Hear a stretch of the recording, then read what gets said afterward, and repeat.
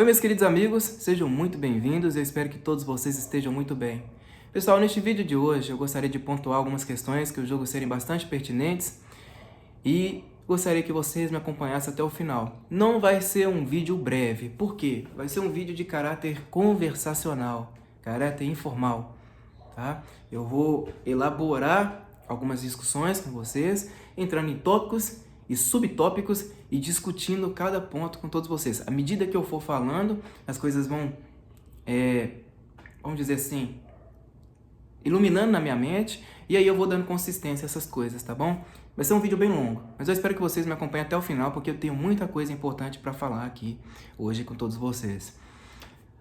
Bom, eu acho que está sendo o primeiro vídeo aí, depois desses 3, 4 longos meses de trabalho que eu tenho apresentado aqui na plataforma do YouTube, de vídeos roteirizados, especialmente tratando de religiões. Para quem teve a oportunidade de assistir a alguns desses vídeos, sabe que eu venho trazendo vídeos roteirizados bem longos, bem densos aqui para a plataforma. Por quê? Todos esses vídeos, eles vão servir para que uma obra seja produzida depois, tá? Eu vou fazer o lançamento de uma obra muito boa para todos vocês, tá? Essa obra vai ser lançada na plataforma Hotmart em breve. Por que em breve? Porque eu ainda não concluí a leitura, né, desses vídeos roteirizados, tá?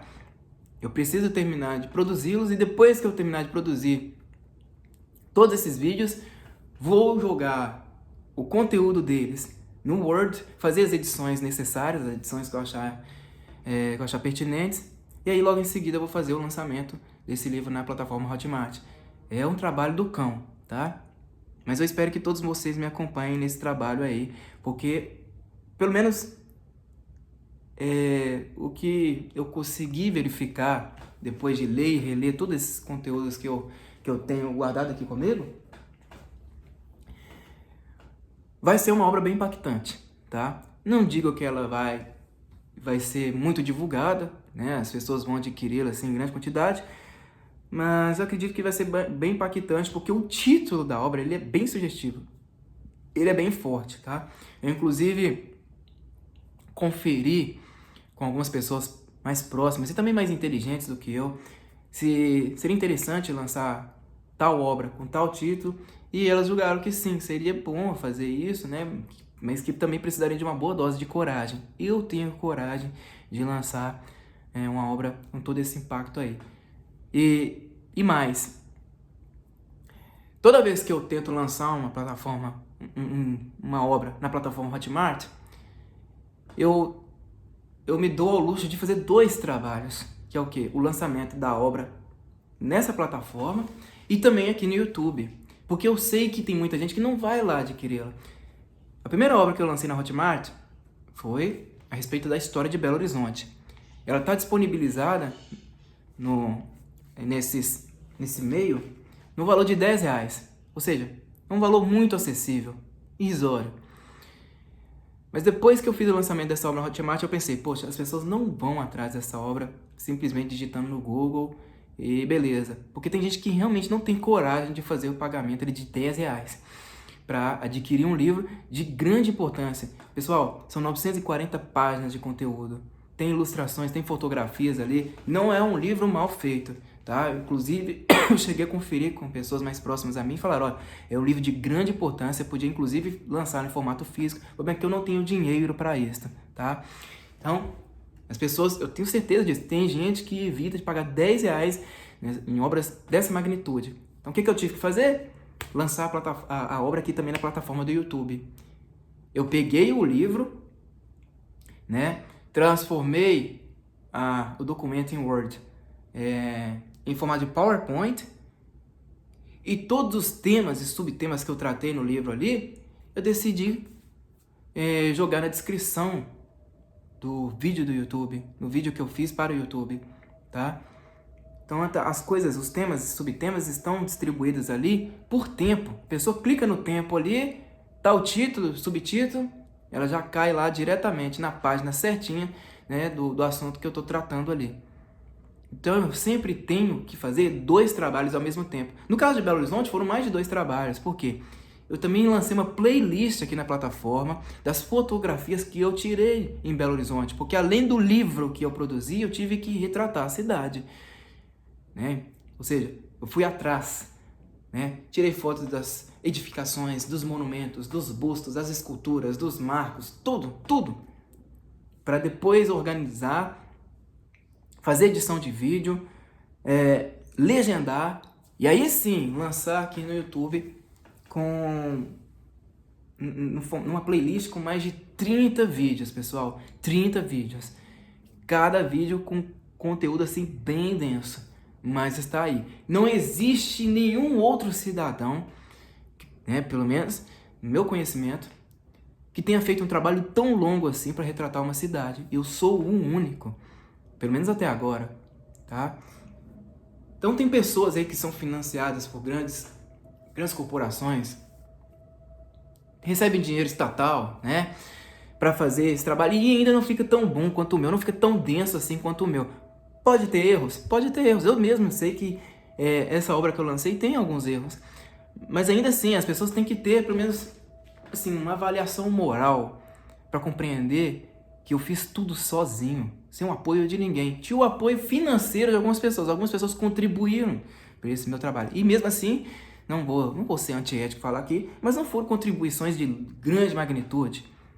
Mas eu valorizei cada centavo que me deram para eu fazer esse trabalho e graças a Deus ele está disponível para todos vocês aí. Não existe nenhum outro cidadão público que tenha feito um trabalho tão denso quanto esse para retratar uma cidade. Eu sou o único, tá? Pelo menos no Brasil.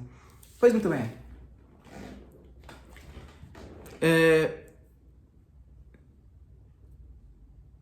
Provavelmente ali, volta de junho, julho de 2025, eu comecei a fazer esse trabalho também na cidade de São Paulo, tá? Eu não tenho noção aqui do mês corretamente, eu não tenho a noção exata do mês que eu comecei a frequentar a cidade de São Paulo, mas eu fiz pelo menos 5 viagens no ano de 2025 só para retratar São Paulo e a Grande São Paulo, né? Não peguei todas as cidades, tá? Mas peguei as que decidi retratar as cidades pelas quais passei ali até chegar a São Paulo capital, tá? Então eu passei por Itu, Jundiaí, Campinas, Viracopos, né? Mariporã, Atibaia, Vargem, Bragança Paulista. Eu fiz, né, uma breve retratação dessas cidades, né, que são muitas, eu não consigo documentá-las por inteiro, até porque são muitas cidades e aí precisaria de muito mais dinheiro envolvido, muito mais tempo, tá? Não foi fácil, né? Eu tive que sair daqui de casa, fui de carro, né? Dessa vez eu não fui de ônibus, fui de carro, fui dirigindo e eu tive que dormir dentro do carro, passando por essas cidades. Passei por cada cidade, retratei pelo menos os pontos mais importantes, tá? Os pontos mais icônicos de cada cidade. Às vezes um letreiro ali, né? Um portal. E decidi documentar e deixar aqui no canal, tá? Aliás, não está no canal ainda, eu vou fazer o lançamento do vídeo retratando essas cidades, tá? Vai ser lançado em breve aqui, eu espero que vocês me acompanhem, fiquem atentos aí, porque também é de grande valor. Eu acho que nenhum outro cidadão fez um trabalho mais ou menos desse tipo, pelo menos eu desconheço, tá? Comecei então aí a cidade de São Paulo, em meados de 2025, para também possivelmente fazer um lançamento de uma obra falando sobre a história de São Paulo. Eu ainda não conheço a história de São Paulo, mas eu quero fazer um livro falando dessa grande cidade, que é a principal cidade do país, né? A cidade é o polo comercial do Brasil, etc e tal. Então eu vou fazer um trabalho, eu quero fazer um trabalho só retratando a cidade de São Paulo. Para mim é trabalhoso? Para mim é muito trabalhoso. Primeiro que eu não conheço ninguém de São Paulo, não conheço. Primeira vez que eu fui para lá de ônibus para dar início a esse projeto, eu tive que colocar minha bicicleta no ônibus desmontada. Cheguei em São Paulo, cheguei na rodoviária do Tietê e de lá, né, eu já tinha tudo esquematizado, tudo ordenado, bonitinho. E lá eu tive que pedalar na cidade. Montei minha bicicleta com o que eu tinha ali, comecei a pedalar na cidade. Subindo e descendo o morro, enfrentando trânsito, enfrentando pessoas, né? subindo e descendo calçada, desviando dos outros. Às vezes tinha ali uma edificação, uma coisa curiosa para eu tirar foto, não tinha um ângulo bom, o que eu tinha que fazer? Saltar pelas avenidas ali, né? Pular canteiro central, achar um ângulo bom e correr o risco de ser roubado, porque é uma cidade que eu nem conheço, não tinha ninguém para me ajudar. Fiz isso pelo menos 5 vezes, pessoal, indo e voltando, pagando ônibus, chegando lá, às vezes ficava o dia inteiro sem comer, e era viagem assim, bate e volta, eu não tinha lugar para ficar. Olha só o trabalho que eu tenho. Então vocês às vezes, né, acompanham o meu trabalho aqui, pensam, deve ter sido muito fácil, mas eu não mostro o que acontece nos bastidores, não mostro o que acontece por trás das cortinas. Tem uma vez que eu peguei um ônibus para sair daqui em direção a São Paulo, aqui de Contagem, em direção a São Paulo, e o ônibus estragou no meio do caminho, vazando óleo. Aí tivemos que fazer a troca do ônibus, mas aí, o que aconteceu? Me jogaram lá em Guarulhos, então eu tive que pedalar de Guarulhos em direção a São Paulo. Foi trabalhoso demais, gente. E fora o atraso. Tive que gastar muito mais dinheiro do que eu tinha planejado. Enfim, mas o que importa é a produção, é o conteúdo final, não é isso? E o conteúdo final, graças a Deus, eu já estou prestes a lançá-lo aí para todos vocês. Vou precisar fazer só mais uma viagem para São Paulo, porque eu tenho mais 20 pontos ali para serem retratados, para serem documentados. Mas eu acho que vai ser uma coisa muito mais fácil, porque eu aprendi mais ou menos a andar em São Paulo por meio do metrô. O metrô de São Paulo, ele leva a gente, né, em tudo quanto é ponto. É uma coisa muito interessante. Aqui em Belo Horizonte a gente não consegue fazer isso, tá? O metrô aqui tem pouco menos de 30 quilômetros, tá? Não tem muitas estações, não tem mais de uma linha, tá? É uma linha só. Estão querendo fazer uma outra linha aqui em Belo Horizonte, tá? Mas não vai ser lançada agora, vocês podem ter certeza disso, não vai ser inaugurada agora. Tá vindo agora, estão vindo as eleições, tá? Então vocês acabam percebendo que muita coisa desanda? Pois é. Vocês têm razão. Desanda. Fica muito difícil. E essa história de linha 2 em Belo Horizonte, isso não é de hoje não, tá? Finalmente conseguiram privatizar o metrô daqui. Eu acho que a linha 2, ela vai demorar, mas vai ser um projeto, vai ser um projeto muito mais rápido, tá? Antigamente ficava só na promessa. Mas a questão é que em São Paulo as coisas são muito mais fáceis, né? Principalmente falando de locomoção. As coisas são muito mais facilitadas. E isso me ajudou bastante. Então tinha que ir de um ponto a outro em São Paulo para retratar e tal. O que eu fiz? Pegava o metrô. Aqui é muito difícil. Aqui não é assim, tá? Tem vezes que você tem que pegar longos trechos a pé. E gastando com passagens de ônibus absurdas, né? A passagem de ônibus de Belo Horizonte é uma das mais caras do Brasil.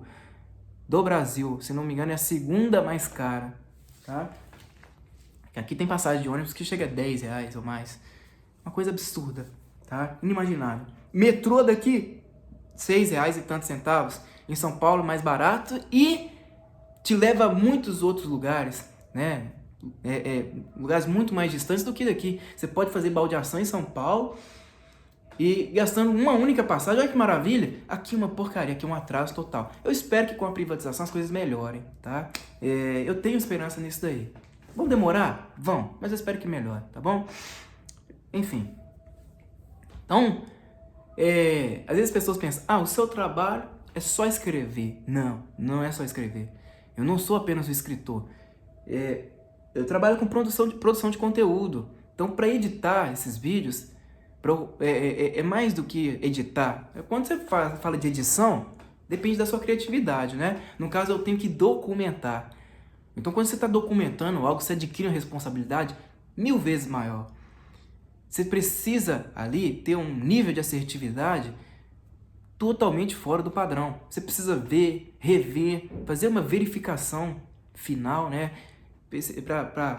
Para ter noção de que se a coisa vale ou não a pena ser publicada. É um trabalho do cão. E imagine só todo esse trabalho jogado numa única pessoa. É o que eu faço. Só que eu não tenho apenas esse trabalho de documentar cidades. Eu tenho um trabalho também de ler livros, fazer a leitura ao vivo desses livros e jogar também aqui na plataforma. Para quem me acompanha aqui sabe bem, já trouxe aqui a leitura de pelo menos 80 obras aqui no canal, obras densas inclusive. Tem Dostoiévski, tem Shakespeare, né? Tem autores brasileiros, tem autores, eu acho que da literatura do mundo inteiro aqui. E tem outros livros para serem lidos também, pessoal. Tem a Bíblia que eu preciso começar a ler. Eu estava lendo a King James, mas eu decidi parar, porque estava virando uma leitura muitíssimo confusa. Então eu vou ler a Bíblia normal mesmo, né? Nova Almeida. Eu acho que ela tem uma tradução muito boa, tá bom? E eu acho que também vai me garantir uma leitura muito mais fluida. Então tem muita coisa para fazer, né? Ao mesmo tempo. Tem as coisas sobre política que eu também preciso retratar e jogar aqui no canal. Muita coisa. Agora imagine só, pensem, todo esse trabalho para um único cidadão. Eu não tenho apoio de ninguém. Por que eu faço isso? Por que agora também, aí eu vou linkar com outro assunto. Por que eu faço isso também envolvendo religião? Agora que eu tive o trabalho de fazer vários vídeos relacionados à religião, por que eu quero fazer isso? Porque eu, como escritor, como uma pessoa que tenta avaliar de tudo ao mesmo tempo, né? E acaba que fica uma coisa totalmente, né? Em certos pontos fica insustentável, aí eu me dou conta, peraí, eu tô louco, eu tô querendo abraçar o mundo, não posso. Mas como uma pessoa que tenta avaliar tudo, eu acho que o maior problema do brasileiro é no âmbito espiritual. E é por isso que eu acho que lançar esta obra sobre religião, falando sobre as religiões, é algo bastante pertinente. Eu converso com as pessoas, eu sou uma pessoa assim, toda vez que eu conheço gente nova, eu faço certos questionamentos porque eu sou muito curioso.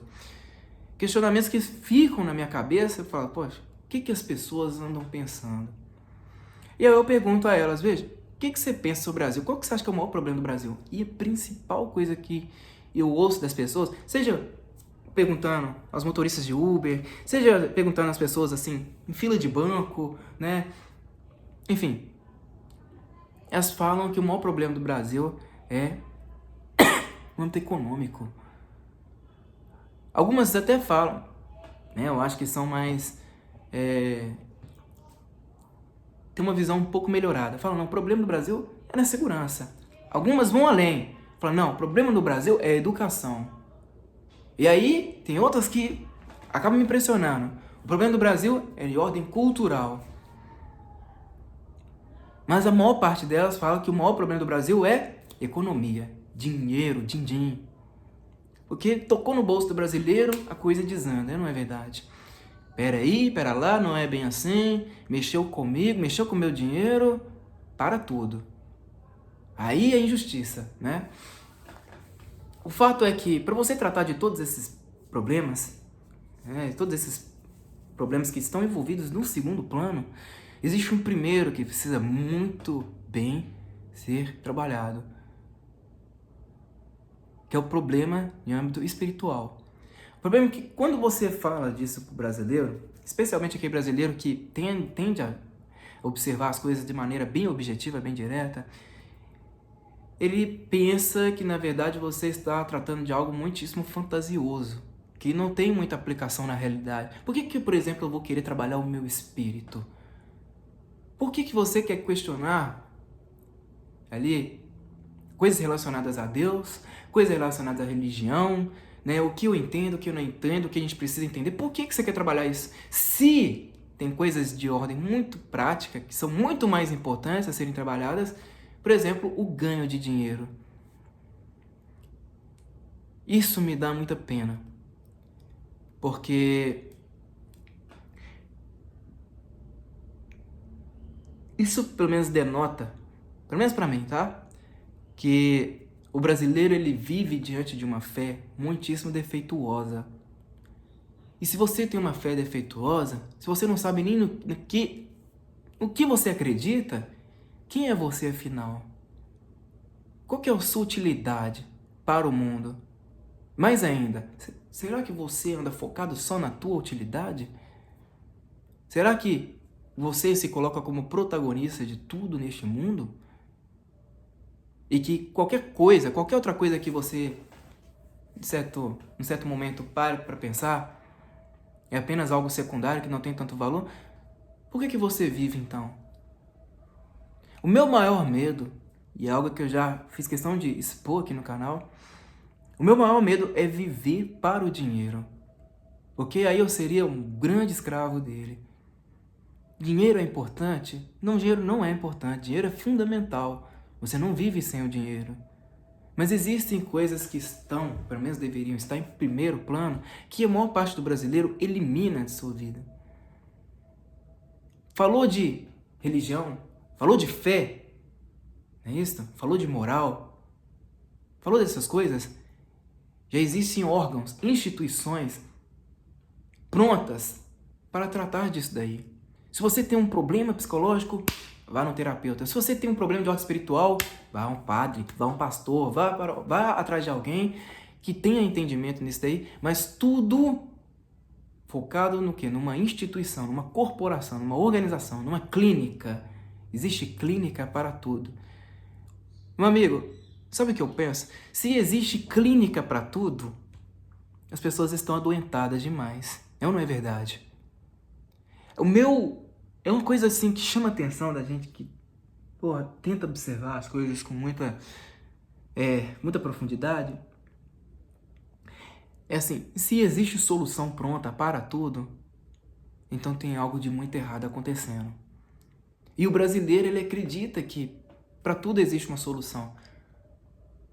Pode até existir, mas se a solução vem muito pronta assim, de maneira bem facilitada, que é o que acontece hoje, aí tem algo para você duvidar. E eu, pelo menos, duvido e muito, muito. Por que é que a nossa fé ela tem que estar baseada em instituições? Mais ainda, por que é que tem pessoas que se dizem empenhadas em trabalhar a nossa fé?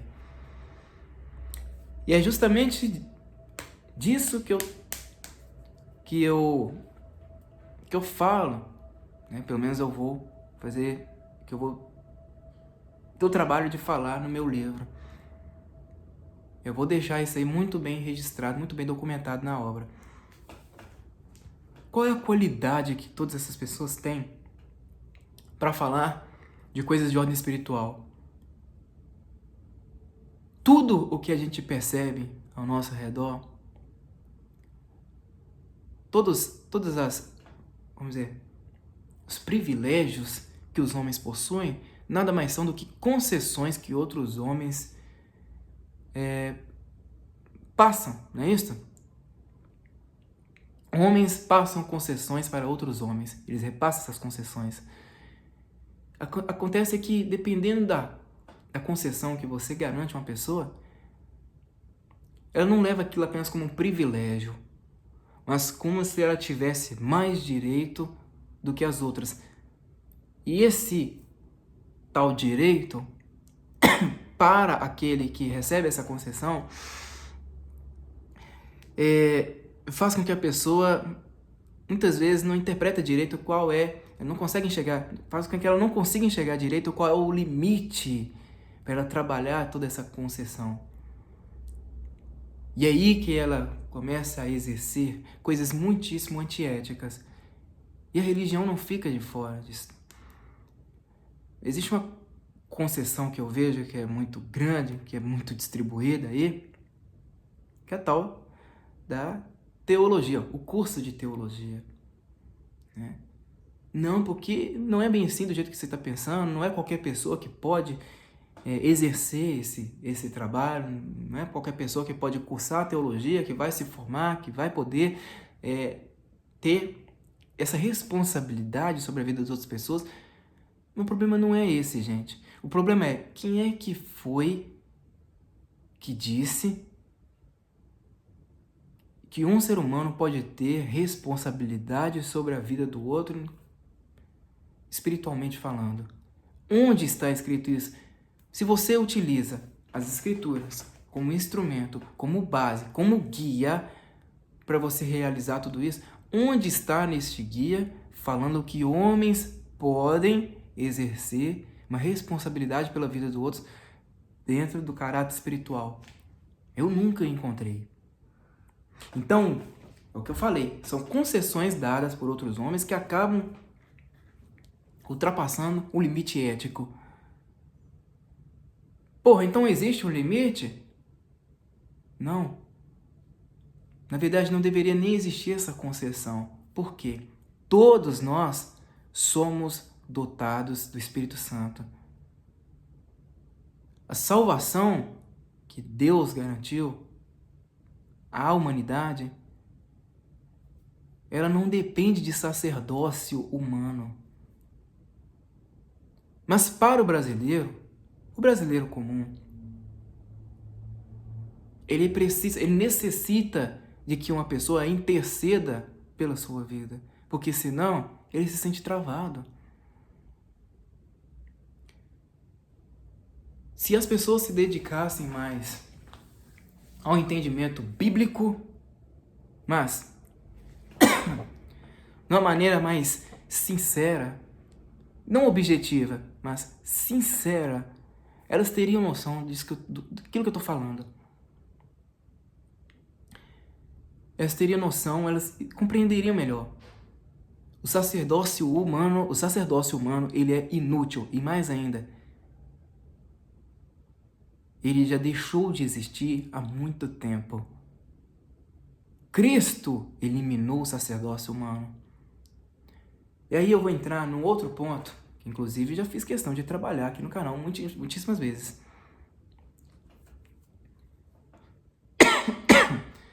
Eu já falei tanto e tanto sobre lei mosaica, lei de Moisés aqui no canal, né? Que eu já tenho uma playlist só sobre isso daí. Se vocês entrarem lá, religiões, vocês vão ver que já falei e muito sobre lei de Moisés. Que Jesus Cristo veio para abolir a lei, que a lei não nos pertence mais, que a lei fazia parte da antiga aliança, tá? E que nós não fazemos parte dessa antiga aliança. Ah, Lucas, peraí, então você está me dizendo que não tem que viver a Bíblia inteira? Né? Então eu tenho que rasgar a Bíblia no meio? Não, não é isso. A verdade é que você não tem que viver Bíblia nenhuma. A Bíblia é um livro histórico. Pronto. Tudo o que a Bíblia fez foi profetizar, documentar coisas que já passaram. E toda a Nova Jerusalém, que era descrita na Bíblia, ela já está aí. E o que é a Nova Jerusalém? Quem é a Nova Jerusalém? Nós. Nós estamos na Nova Jerusalém. Nós estamos neste reino. Então a Bíblia já foi documentada. Nós temos, vamos dizer, registros da nossa história, do nosso presente. Só que é um registro no qual você não precisa ser guiado. Você não precisa ser guiado por ele. Porque a vida, quem dá, é o próprio Deus. E ele já sabia de todas as coisas. A Bíblia, então, é um livro histórico documentando o que aconteceria. Que o reino, o novo reino, estaria por vir. E esse reino já veio. E esse reino, nós estamos nele. Nós somos salvos e estamos nesse reino. Pode ser uma coisa muito impactante para as pessoas, principalmente as pessoas novas do canal. Pode parecer até uma coisa herética o que eu estou dizendo aqui, mas não é. Tudo isso depende de muita leitura, muita assimilação, muita conversação. E eu vou dizer uma coisa que vai ficar bem claro para todos vocês aqui. Vocês não vão conseguir esse entendimento dentro das religiões. Assim como eu falei, dentro das instituições. Quando você institucionaliza algo, você tem um objetivo claro com aquilo ali. Acontece que tudo no Brasil, assim como eu falei, já está pronto para solucionar. Se você tem um defeito, se tem um problema na fé, um problema de ordem espiritual, você já tem uma instituição para trabalhar isso daí com você. Nós vamos te renovar espiritualmente. Tem objetivos, mas muitas vezes esses objetivos, eles perpassam isso, ao ponto de trabalhar valores tangíveis. Então, eu posso te oferecer a cura, mas você tem que contribuir nessa instituição. E geralmente a contribuição é o tal do dinheiro. Só que Deus não pediu para você levantar nenhuma instituição de pedra. Pediu? Não. O próprio Deus falou: o céu é o meu trono, a terra o estrado dos meus pés. Onde eu me repousarei? O Altíssimo, então, ele não habita em templos feitos por mãos humanas. Todo mundo que decide institucionalizar a verdade, que é o Criador, tenta reduzi-lo a uma pequenez assim, que é sórdida, uma coisa que eu julgo sim ser prepotente demais. O Criador, ele é dono do mundo. O mundo você experimenta. Quando você traz tudo que você pode experimentar livremente, cometendo erros e acertos, quando você traz tudo isso para dentro de uma instituição, você reduz o papel de Deus. E mais, não existe uma instituição apenas, são várias. O que denota que Cristo está dividido. Ele mesmo fez esse questionamento, Paulo fez esse questionamento, né? Alguns falam, eu sou de Apolo, né? Não, mas eu não sou de Apolo. Outra pessoa fala, não, eu sou de fulano, eu sou de ciclano. É a mesma coisa. Os religiosos fazem hoje. Eu sou assembleiano, sou presbiteriano. Não, eu sou adventista. Não, eu sou da Batista. Não, eu sou da Igreja Universal. E no final, onde Cristo está? Estaria ele dividido? Ele não veio promover a divisão da igreja. Por quê? Em nenhum momento ele falou que a igreja seria institucionalizada. Na verdade, ele demonstrou, fez de tudo para explicar, especialmente aos fariseus na época, de que a igreja, na verdade, são as pessoas, somos nós. E que já existia a tal nação eleita. Nós somos essa nação eleita. Isso que os fariseus, os religiosos, até hoje fazem. Porque são hipócritas, porque ainda estão presos à lei. Hipócritas por quê? Porque vivem da imagem. Vivem do espetáculo. Eles querem se mostrar, eles gostam de ser bem vistos. Eles gostam disso mesmo. Essas cantorias, né? Tudo tem que ser com muito som, muito barulho, muita gente. Tem que ser uma coisa de um impacto visual muito grande. Seus templos, suas construções tem que causar impacto. Tudo tem que causar impacto. Não é verdade? Porque os olhos dessas pessoas têm traves muitíssimo grandes. E só enxergam o quê? A vaidade. Só conseguem focalizar a vaidade, que é o que o mundo mais privilegia, não é verdade? Só que Jesus condenou tudo isso. Ele quis falar de um reino que estava próximo dali. Ele falou, num tempo breve, inclusive falou aos seus discípulos, que essa nação eleita estaria por vir. E que a igreja, no qual que ele falava, seriam pessoas. Nós somos essa igreja. Todos nós juntos fazemos parte do corpo de Cristo. E não instituições. Acontece que, quando eu falo isso para um religioso, ele se sente ofendido. Não, mas é a minha fé. Você não pode ofender a minha fé. E quem disse que eu quero ofender a tua fé? Que eu saiba, a fé, ela é única. Ela é uma só. Quando você começa a criar, instrumentalizar, vamos dizer, incrementar demais a fé, resulta nisso daí. Religiões, separações. E aí cada um tem uma fé e não é baseada no mesmo Deus. posso afirmar categoricamente que o Deus da religião não é o Deus daquele que vive a palavra da graça. Não é o mesmo Deus. Não, Lucas, como assim? Não, todos nós seguimos o mesmo Deus. Pare para pensar, criatura. Será que o Deus é de Macedo, que é o Deus que ele julga ser o Deus da prosperidade, né? O Deus que você pode exigir? Eu tenho que exigir, eu falei com raiva. Tem até um vídeo aqui no canal do Edir Macedo falando isso. Eu pedi com raiva. Será que esse é o mesmo Deus da graça? Um Deus que serve apenas como um garçom para você? Não é o mesmo Deus, não. Sabe que é o Deus esquizofrênico das religiões, principalmente as neopentecostais, que falam que se você acertar, ele vem, ele te abraça, ele te acolhe, mas se você errar, ele fica de costas para você, fica de malzinho para você, fecha a cara para você? Será que o Deus da graça é o Deus esquizofrênico dessas religiões? Ou, na verdade, o Deus da fé que é única, baseado em Cristo, é o Deus que sabe de todas as coisas, que é onisciente, onipresente, onipotente, e que antes mesmo de qualquer ação humana, qualquer pensamento, qualquer sei lá, qualquer reação humana, ele já é. É este o Deus vivo no qual eu acredito. Que não depende das minhas súplicas, que não depende das minhas orações.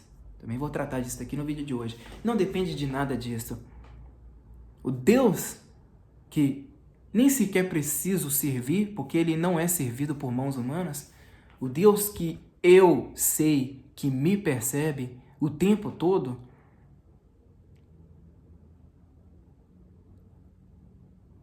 Ele sabe de tudo que vai acontecer. Ele garante a minha suficiência. Tudo, em tudo. É este o Deus que eu percebo. E muito antes de eu falar sobre ele, de eu pensar nele, de eu poder exercer qualquer coisa em relação a ele, ele já é. Porque ele é Deus. Ele não depende de nenhuma provação humana, de uma exigência, de nenhum pedido, porque ele é Deus. Então, o que aconteceu, vai acontecer, o que vai deixar de acontecer, é ele quem domina.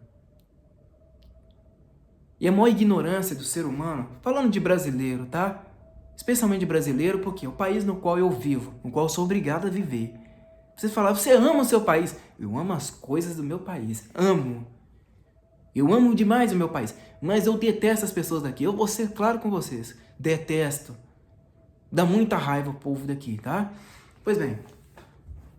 Falando aqui do pensamento do brasileiro comum, o que ele compreende? Não. Você tem que servir a Deus. Você precisa fazer, você precisa cumprir. Porque senão você não garante a salvação. Então é um Deus que precisa ser testado o tempo inteiro. Não tem como ser o mesmo Deus da graça. O Deus da graça, ele eliminou o pecado. Ele garantiu a salvação. Ele não disse que para você ter a salvação, você precisaria fazer outras coisas. Por quê? O Cordeiro perfeito foi sacrificado. A remissão do pecado, que era a lei, foi através do seu sangue. Ele derramou esse sangue para toda a humanidade. Tanto aqueles que já estavam aqui, tanto aqueles que estariam por vir, que era a nação eleita. Somos nós. Ele fez isso pela humanidade. Mas o que o brasileiro, miúdo, vai lá e pensa? Não. Eu tenho que garantir minha salvação. Porque o pecado ainda existe. O pecado ainda existe. O pecado não existe mais. Jesus levou na cruz. Porque para existir o pecado, tem que existir a lei. Você pode se considerar um pecador se você ainda vive a lei. Só que se você ainda vive a lei, você não tem Cristo como seu Salvador. Porque ele veio para eliminar a lei. Por meio da sua morte. Senão ele não teria dito, está consumado. E ele disse isto. São coisas claras e evidentes que o religioso não consegue compreender. Então ele precisa o tempo inteiro, assim, não, eu tenho que estar no caminho, porque a gente vive nesses caminhos tortos, mas sempre tentando olhar o caminho da retidão. Para quê? É claro que você precisa andar no caminho da retidão, só que o verdadeiro Filho de Deus, santificado, agraciado pela salvação, ele não precisa provar nada, porque ele naturalmente ele exerce essas coisas boas. O coração dele já tem esse guia, já tem esse norte. Então ele pode até falhar, mas o coração dele o guia para o arrependimento. Não quer dizer que seja uma barganha. Vocês entendem? Por ele ter sido agraciado como o filho ou escolhido, o seu coração já é bom e o conduz às coisas boas, coisas que são frutíferas. Esse é o verdadeiro Filho de Deus. E não uma pessoa que entende que Deus precisa ser provado, precisa ser testado. Eu preciso impressionar a Deus. Porra, isso é muita mesquinharia, não é? Mas é a mesquinharia da religião. Todas as religiões. Quando você pensa, vou caminhar, mas muito antes de eu pensar que vou caminhar, tem um Deus que sabe que eu vou, já sabia que eu ia caminhar, que eu ia para essa direção, mas ainda assim eu tenho o meu suporte aqui. Quando você vive isso, acabou. Não precisa de mais nada, não precisa de ninguém para interceder pela sua vida, para falar o que está certo, o que está errado. Você já tem um coração santificado. Você erra? Claro, você é humano, você tem carne. Mas chamar de pecado, aí você está falando de lei. E lei já foi abolida. Não é verdade? A lei já foi abolida. Coisas mais do que evidentes. Mas o brasileiro, veja, eu consigo compreender que muitas coisas não conseguem tomar proporções que eu falo, que são significativas no Brasil, justamente porque as pessoas estão atreladas a este pensamento. E então tem as pessoas que estão na religião, tem as pessoas que são frustradas por conta da religião e as pessoas que, depois de tanta frustração, decidiram não acreditar em Deus mais. Parece que no Brasil só existem esses 3 grupos. Né? E falando principalmente das pessoas que são frustradas pela religião, elas falam que, não sigo mais, mas você vê que o pensamento da pessoa está totalmente atrelado à religião, porque não conseguiu refletir sobre as coisas. E todo mundo tem um dever moral de fazer isso. Refletir. A Bíblia, ela é um livro histórico, mas quando você a analisa com capricho, com cuidado, capricho que eu falo não de vaidade, mas com cuidado, com o máximo de talento, o máximo de reflexão possível, você começa a ter noção que, peraí, isso aqui é uma analogia. Isso aqui não serve para mim. Isso aqui serviu para um povo, um determinado povo. Um povo que ainda existe? Não existe mais. Um povo de uma determinada época. Então, tem destino, tem destinatário, tem remetente, tem tudo isso e eu não faço parte disto. Não faço parte desse plano, porque eu já estou de um outro plano, um plano que é espiritual, o plano da graça. Eu não estou no plano físico mais, no plano material mais, que era um plano da lei. Então por que é que eu tenho que voltar a essas coisas que o próprio Cristo já eliminou para nos salvar, para nos dar isto de presente? Por que eu vou rejeitar esse presente maior de Cristo? E foi um presente dado por meio do seu próprio sacrifício. Por que eu vou fazer isso? Aí que é rebeldia. Então entendam, religiosos, que rebeldia não é você deixar de frequentar o templo. Rebeldes são vocês, hipócritas, que rejeitam o sacrifício do Cordeiro perfeito. Todos vocês que vivem de sacrifícios negam o sacrifício perfeito, único. Ele morreu uma vez por todas. Foi isso. É isso que está descrito muito bem nas Escrituras. Ele morreu de uma vez por todas para sacrificar o pecado. Vocês não aceitam, por quê? É a cultura da culpa e do medo. E é por isso que o brasileiro ele vive nessa situação. Ele não consegue mais identificar, né, que ele tem tudo nas próprias mãos, mas que depende só dele. Mas o que seria esse tudo? Será que estamos falando do poder de ganhar dinheiro? Será que estou falando do poder de ganhar visibilidade? Não. O poder de fazer algo pelo próximo. Isso é a igreja. Antes de existir qualquer coisa, gente, falar sobre melhorias na segurança, melhorias na saúde, melhoria na educação, melhoria na política, colocar políticos que são mais honestos, por exemplo. Antes de você tratar de qualquer coisa, precisa existir uma coisa chamada igreja. E no Brasil não existe isso. Essas questões, claro que são de ordem cultural, mas eu acho que é muito além, de ordem espiritual, espiritual mesmo, né? Cadê a igreja formada? Porque se nós somos a igreja, formamos o corpo de Cristo, um sustenta o outro. Cadê isso acontecendo? Vocês não percebem, pessoal, que o Brasil está cada vez mais individualista, não? É cada um pensando no próprio umbigo, não? Essa é a minha realidade. É a minha realidade, né? Quantas vezes eu participei de uma entrevista de emprego, falando, não, porque eu sei fazer isso, isso e isso, eu provo que eu faço isso, isso e aquilo, tenho documentado, tenho registrado, eu faço...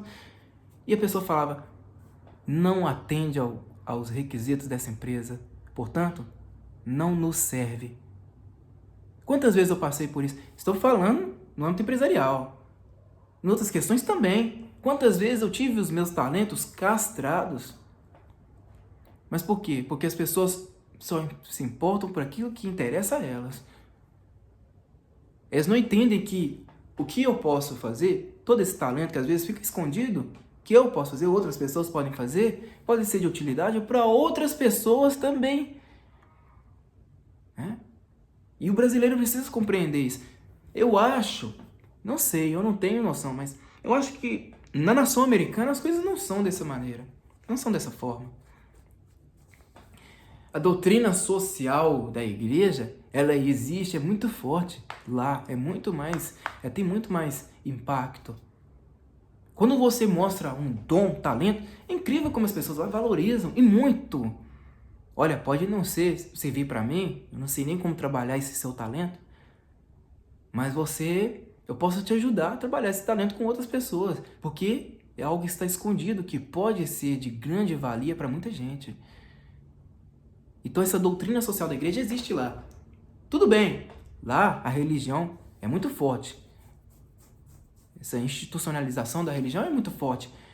Mas eu consigo perceber méritos e deméritos. Como uma pessoa, com 3 décadas de vida, eu consigo entender méritos e deméritos. A religião lá, ela consegue abarcar coisas muito mais importantes do que eles tentam abarcar aqui.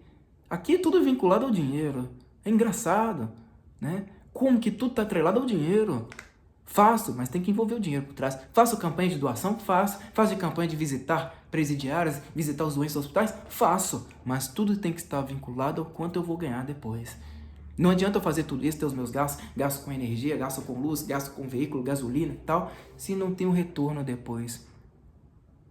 Vocês entendem, pessoal, que a barganha também não é só com o próprio Deus, mas é a barganha material? Coisa que vocês não percebem, pelo menos acredito eu, nas nações que são de primeiro mundo. E por que são nações de primeiro mundo? Porque conseguiram compreender muito bem que pessoas não agem sozinhas. E se não agem sozinhas, existe algo muito mais forte, muito mais importante, chamado amor próximo. Isso tem que ser trabalhado. O brasileiro não compreende isso, gente. Infelizmente não. Claro que tem muita gente de bom coração no Brasil. Tem, eu mesmo conheci. Eu mesmo já fui ajudado por muitas pessoas que nem sequer me conheciam. E eu dei graças a Deus. Falei, pô, graças a Deus para essa pessoa na minha vida para me ajudar. Tem pessoas de bom coração no Brasil, mas isso tem que ser algo assim, incorporado na vida das pessoas com muita mais ênfase. Isso existe, pessoal. Existe. Mas no Brasil não. É muito raro. Tem que existir em todos os pontos possíveis. Todos os pontos, saber pedir perdão, saber reconhecer um erro, saber consertar um erro. Esse dia eu estava assistindo a um vídeo de um garotinho, né, que estava andando de bicicleta, bateu o guidão da bicicleta no retrovisor de um carro que estava parado, estacionado. O motorista não estava no carro. O que ele fez? Ele foi atrás de uma pessoa, não foi no Brasil, hein? Ele foi atrás de uma pessoa, pegou um papel, anotou o próprio telefone e colocou esse papel lá no para-brisa deste carro que estava estacionado. Porque ele viu que tinha dado prejuízo, a pessoa, dona do carro, não estava presente, e aí o que ele fez? Colocou o papel no para-brisa para quê? Para que ele arcasse com o prejuízo que ele deu. Isso se chama consciência moral. Cadê a consciência moral do brasileiro?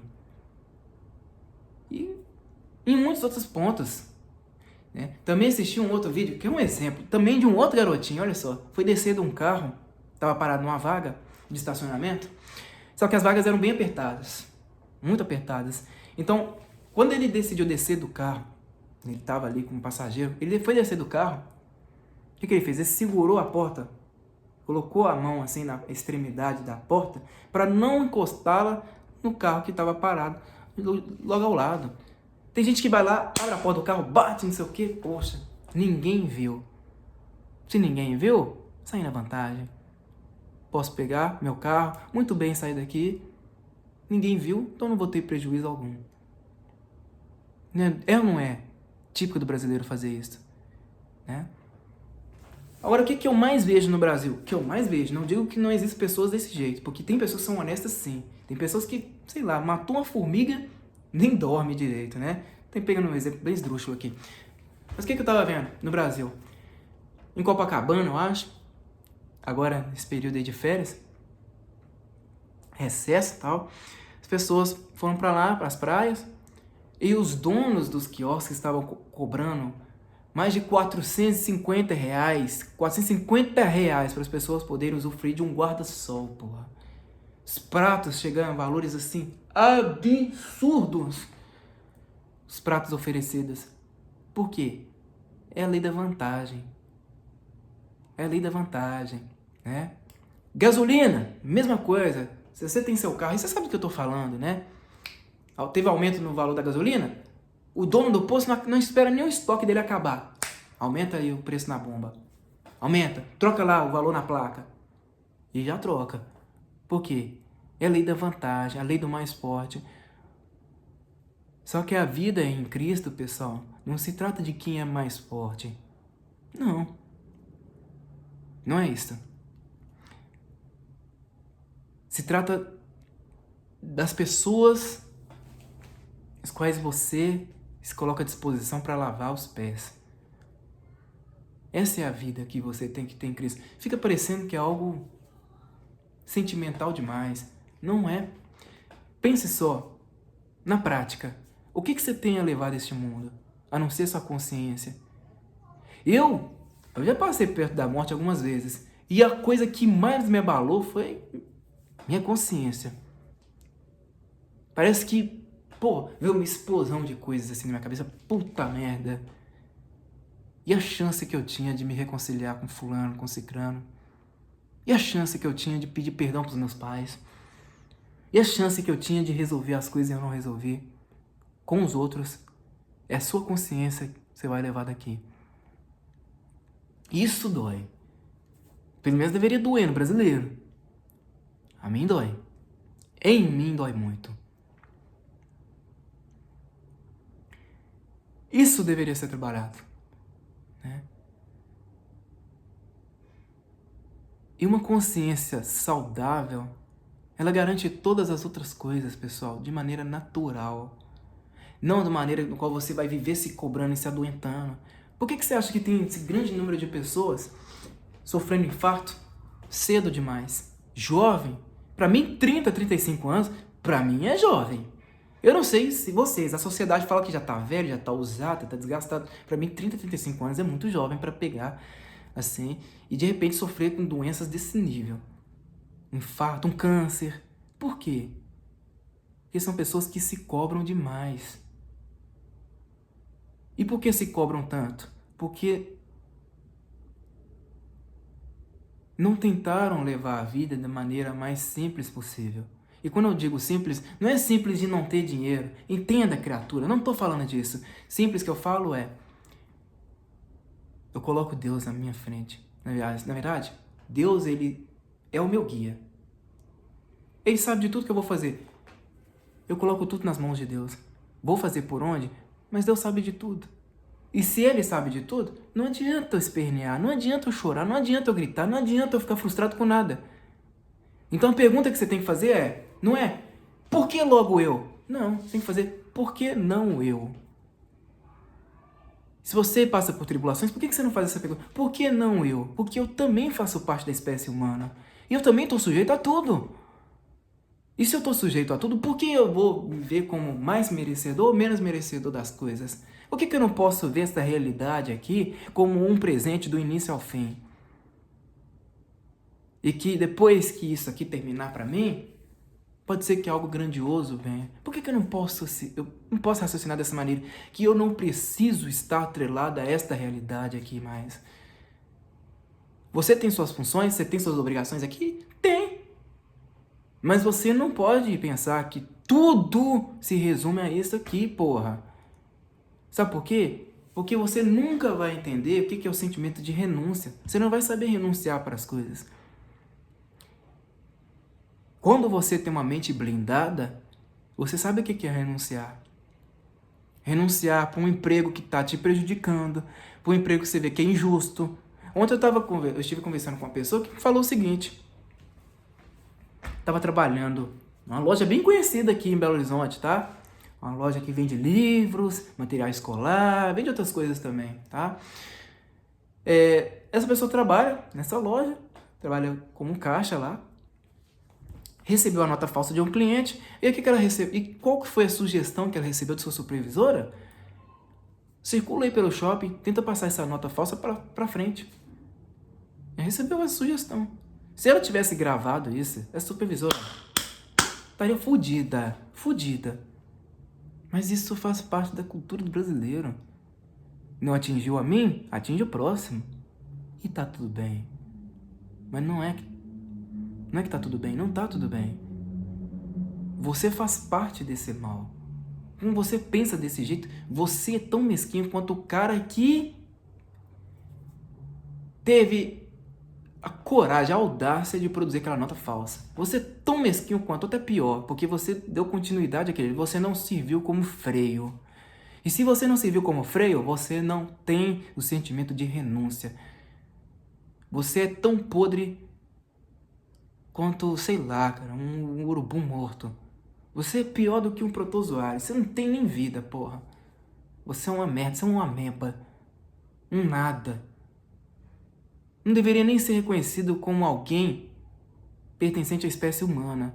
De tão nojento, tão asqueroso que você é. E eu poderia dar milhões de exemplos aqui, iguais a esse. O que trava o brasileiro, gente, é a mesquinharia. E isso tudo advém de uma pobreza espiritual muito grande. Especialmente quando se fala de religião.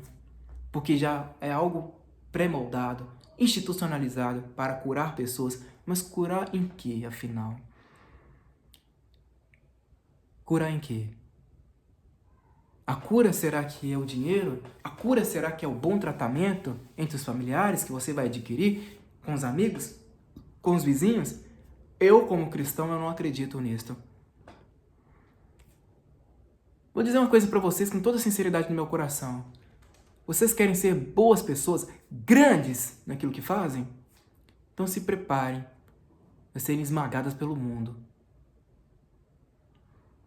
O meu trabalho, é um trabalho que eu desempenho aqui, de escritor, de produtor e tal. Eu recebo virada de cara de todo mundo. Todo mundo sem exceção. Especialmente da minha família. Vizinhos, mais ainda. Ouço coisas como: estou louco, estou doente, sou esquizofrênico, perdi a noção da realidade, né? Não produzo nada, sou inútil, sou vagabundo, sou um caído, sou desigrejado. Ouço coisas assim o tempo inteiro. Sou alguém que recebe dinheiro de político para não fazer nada. Essa é a vida na graça. Agora, se você não está preparado para isso, então, aquela velha expressão, né? Pede para cagar e vai embora. Você não pertence a isso, porque o próprio Cristo diz: quer me seguir? Então, pegue a sua cruz e a carregue. Carregue-a, porque foi o que ele fez. Não é sacrifício, não. Não é sacrifício, não. Você não tem que se sacrificar, assim como eu falei. Mas se você tem um Deus e sabe que este Deus está te vigiando, está ali como teu Criador, te observando o tempo inteiro, por que você tem que temer este mundo? Por que você tem que querer agradar este mundo de merda aqui? Porque eu, particularmente, eu odeio este mundo de merda, todas as minhas forças. Eu sinto um ódio tremendo dessa merda aqui, sabe? Muita coisa. Puta merda. Tenho um ódio deste mundo. E se as pessoas têm ódio de mim, eu acho que eu tô no caminho certo. Porque eu sei que o Pai está comigo o tempo todo. Eu tenho uma certeza, plena certeza, de que Ele está comigo. E se as pessoas têm nojo de mim, faz parte do processo. Que processo? Eu sei que estou fazendo algo por onde? Para outras pessoas. Pode não ser agora. Pode ser que apareça alguém no futuro e fala: eu vou dar continuidade ao trabalho desse cara, porque é de grande valia para mim e vai ser de grande valia para outras pessoas de outras gerações. Eu quero é isso. Eu vivo para isso. E eu renuncio de tudo para isso.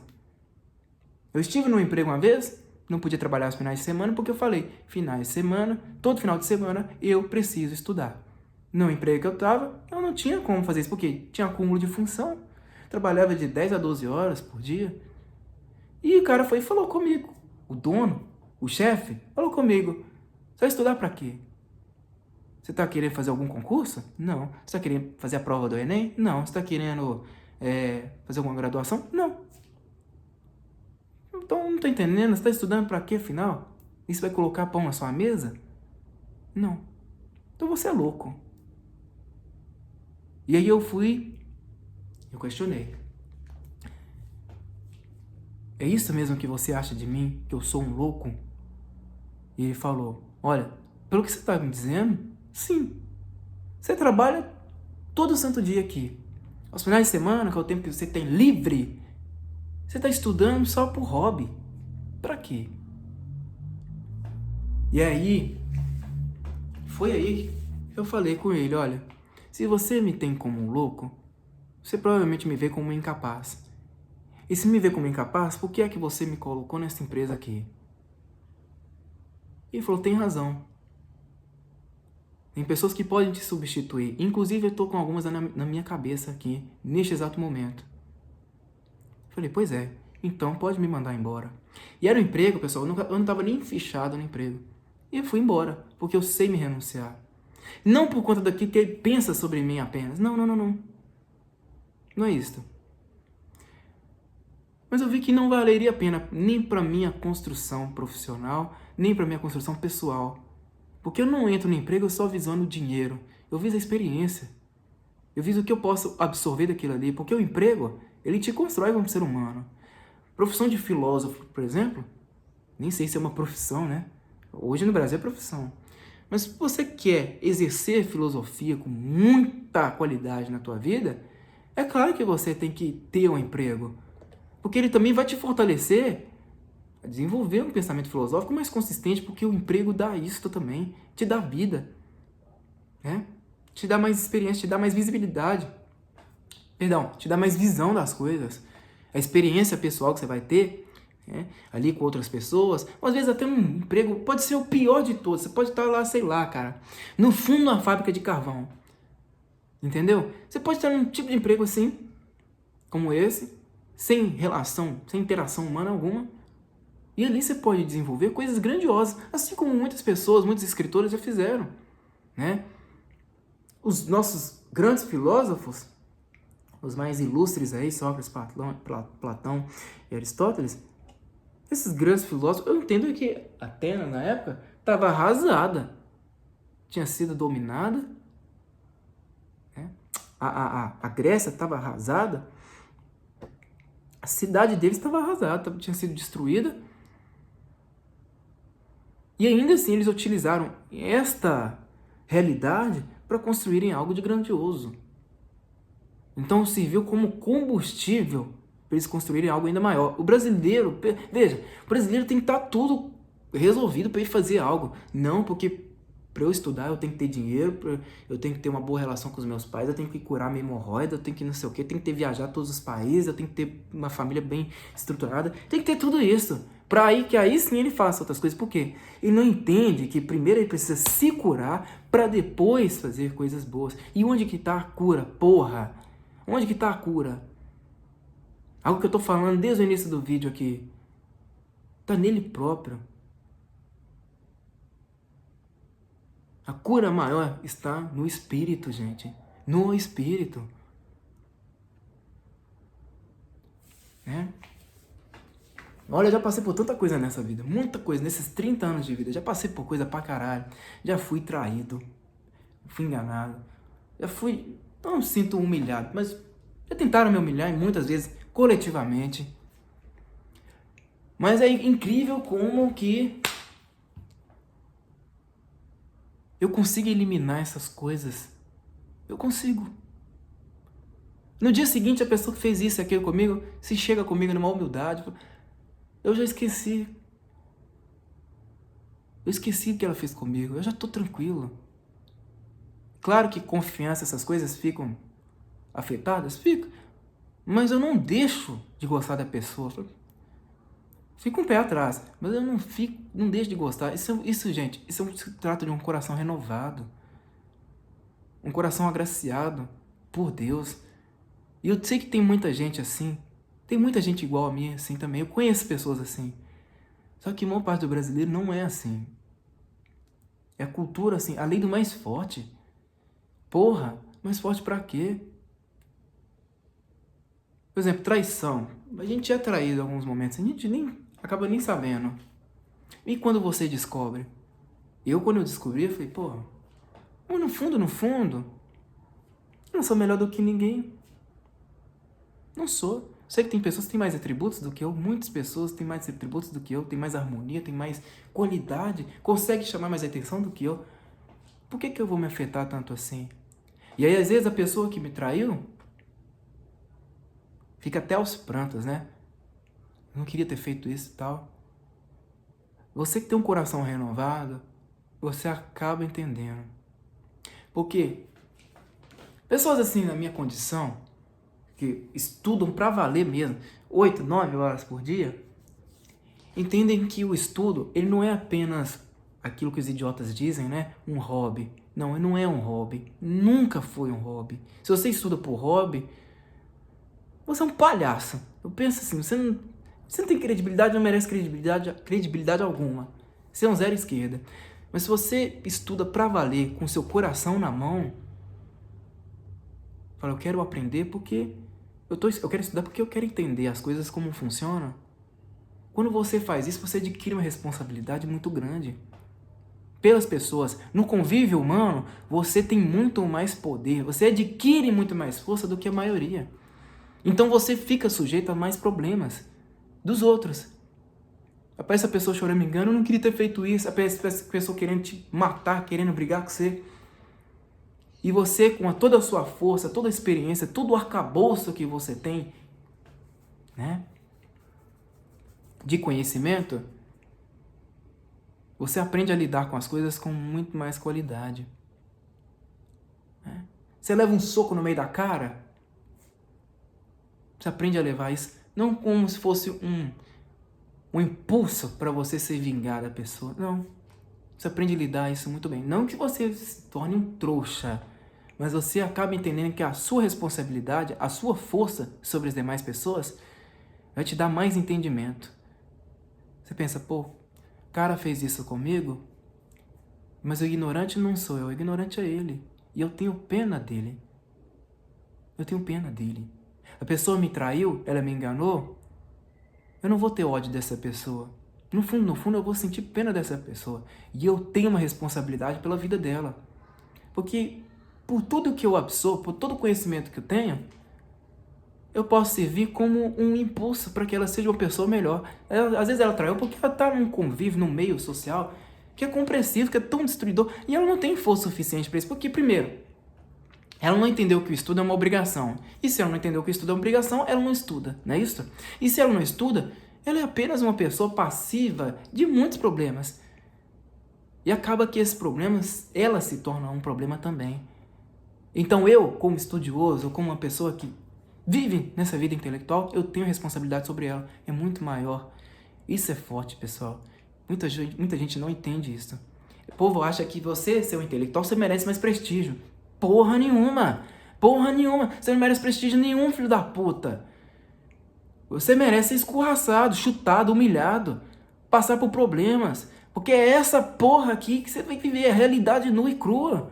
E você quer ser agraciado por isso? Jamais! Você entender? E você absorveu mais força. E por você ter absorvido mais força, você vai passar por mais tribulações, que é o exemplo bíblico, claro disso, o apóstolo Paulo. A única coisa que ele pediu foi força, né?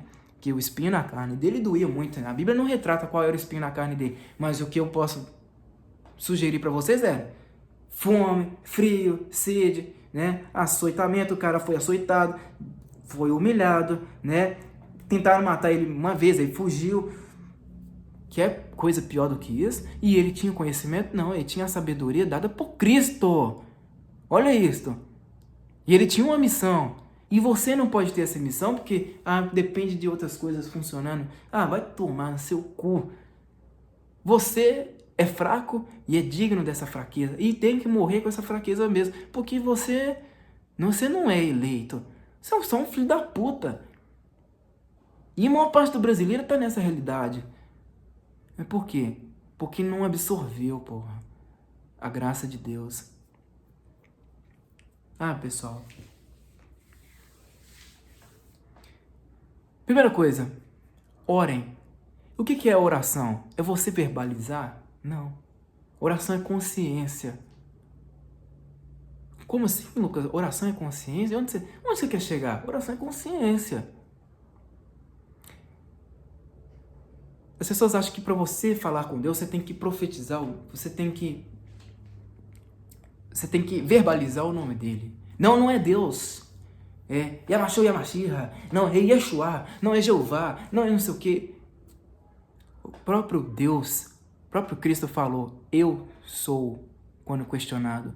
Eu sou. O que quer dizer o eu sou? Você pode usar de qualquer nome, qualquer coisa, qualquer palavra.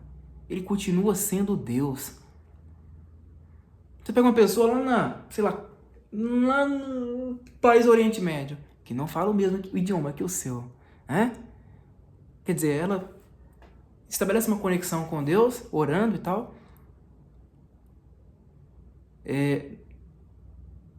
Na verdade, não está orando porque o idioma dela é diferente. Existe oração forte e oração fraca agora? Tem gente que acha que a oração forte parece um filho da puta lá que se diz pastor, pulando do palco, gritando e não sei o que, exigindo de Deus. Olha, esse homem é abençoado, esse homem é ungido do Senhor porque está fazendo uma oração forte. E o que raio é uma oração forte, porra? O que é isso? Se você me fala que oração para mim é consciência blindada em Cristo. Fala, olha, estou passando por isso, mas eu tenho Deus no meu coração e as coisas vão se encaixar. E isso para mim é oração.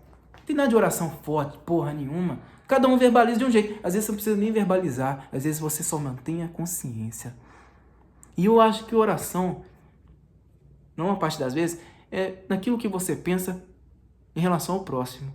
Nos prejuízos que você deu, na dificuldade do próximo. E vai muito além do prato de comida, uma trouxa de roupas que você oferece a ele. Às vezes é uma palavra de amizade, um bom dia. Porra. Às vezes você tá ali, sei lá, você tá no banheiro, tá sentado no trono, pensando, porra, passei por fulano, eu nem implementei. Não podia ter feito isso, não devia ter feito isso. Eu nem perguntei como é que estão as coisas, porque para ele pode ser bom. Às vezes fulano tá depressivo, tá ruim, não tem uma palavra amiga. Todo mundo parece que é invisível, né? Parece que tá invisível para todo mundo. Às vezes aparece você lá, que é agraciado por Deus, chega lá e fala, como é que anda as coisas? Você tá bem? Tá precisando de alguma coisa e tal? Isso é igreja, porra!